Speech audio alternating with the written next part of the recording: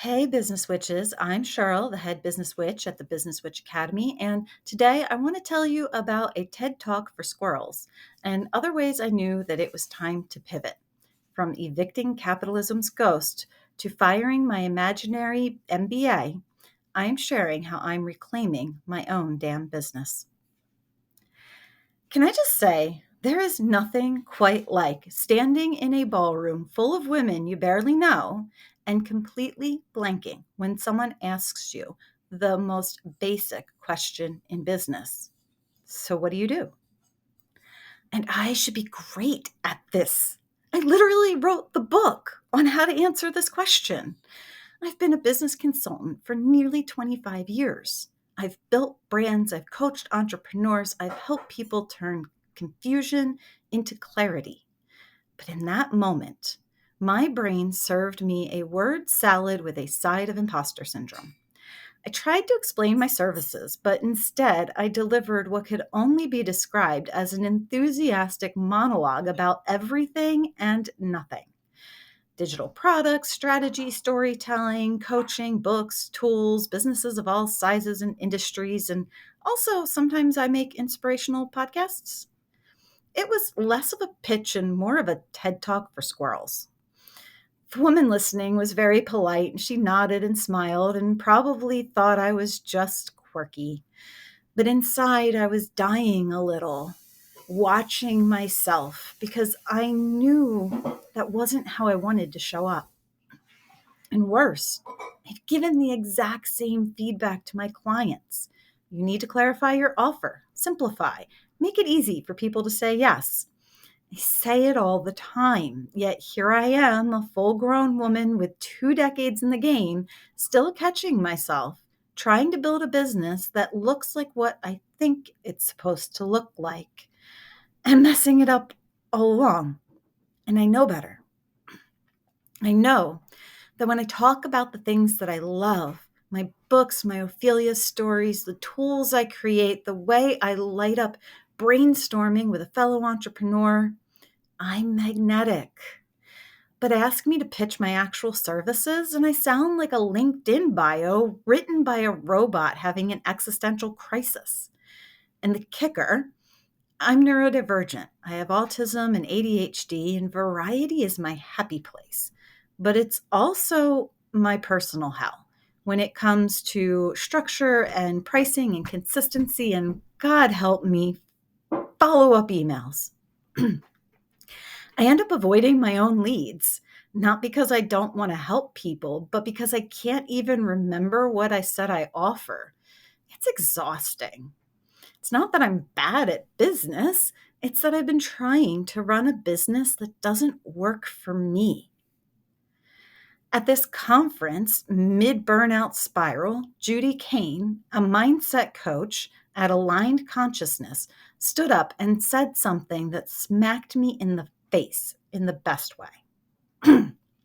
She said, "It's my damn business." And I just sat there thinking, wait, is it? Is it actually mine? Or have I been co-parenting it with the ghost of capitalism and an imaginary MBA professor from 2003? Here's the part that really burns. I've been on this journey for 2 years, actively trying to rebuild my business in a way that works for me. Journaled, I've mapped things out on whiteboards, I've bought digital planners and productivity courses and memberships, and you name it. And you'd think after 25 years in business consulting, I'd have this whole clarity and alignment thing figured out by now. But no, because it is always easier to see the forest when you're not inside the trees. Because every time I get close to building something that actually feels good, I get spooked. Spooked by the ghost of all those critics of my past. Did you know that every beta reader of my first Ophelia draft said the same thing? They said, "I love it. Don't do it. I love it, but it's not professional. I love it, but no one will get it." every time I got close to building something that actually feels good, I get spooked. It feels too weird, too different, too much like me. And so I panic hearing all those voices of critics past, and I slap a little professional polish on it. Code for make it look more traditional and therefore less like me. And suddenly I'm writing offers I don't want to fulfill, taking on clients I don't want to work with, and building another business that makes me tired just thinking about it. And then I sit there and wonder, why am I not excited to follow up on leads? Don't you want to make some money? Oh, honey, because you don't want to do the thing you just sold. Meanwhile, the irony? I'm coaching other people on how to break the rules. I literally tell my clients to ditch the formulas that make them feel like garbage, to build offers around their energy, to create processes that support how they work best. And yet I catch myself over and over defaulting to the same old templates because they look real, because they look successful, because they look like we've been taught business is supposed to look like. Especially as women, especially as neurodivergent women, we are constantly balancing two impossible pressures. Be exceptional, but don't be weird. Be authentic, but still fit the mold. Be bold, but make sure it fits inside this downloadable PDF called 5 Steps to Six Figures. The truth is, the traditional business mold wasn't built with us in mind. It wasn't built for people who need creative variety. It wasn't built for people who process the world differently. It wasn't built for people whose nervous systems need rest, rhythm, and room to breathe. I'm not even sure it was built for people. And yet we keep trying to squish ourselves into it like a shapewear jumpsuit from hell, and then wonder why we can't breathe. So I'm at this conference called the Sisterhood Soiree, hosted by the amazing Jill Celeste of Virtual Networkers, right?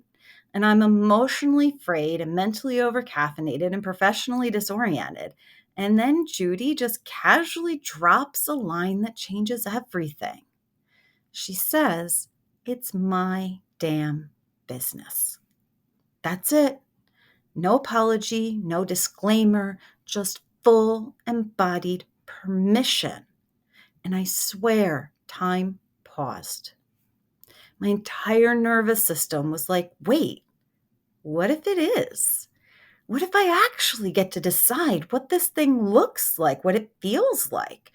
What if I'm not failing at business? I'm just failing at playing a game I never wanted to win.